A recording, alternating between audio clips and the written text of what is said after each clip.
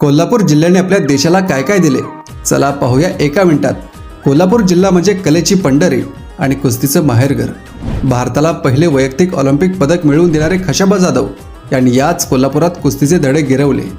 इथल्या Kolhapuri चपलांना GI tag मिळाला असून ते आता जगभरात भारताची ओळख बनली आहे। इथलं 3.5 शक्तिपीठांपैकी एक असलेलं अंबाबाईचं मंदिर हे देशातील कोट्यवधी भाविकांचे श्रद्धास्थान आहे। महाराष्ट्राचे मँचेस्टर म्हणून ओळखलं जाणारं इथलं इचलकरंजी हे शहर हे भारतामधील सर्वाधिक पॉवरलूम असणाऱ्या शहरांपैकी एक आहे। इथलं कापड फक्त भारतातच नाही तर जगभरात निर्यात होतं। कोल्हापूरला महाराष्ट्राचे ब्राझील म्हटलं जातं कारण इथल्या स्थानिक फुटबॉल संस्कृतीने देशाला अनेक नॅशनल लेवल प्लेयर्स दिले आहेत। राजश्री शाहू महाराज, कर्मवीर भाऊराव पाटील, व्ही शांताराम, बाबुराव पेंटर यांसारखे दिग्गज याच मातीतले आहे।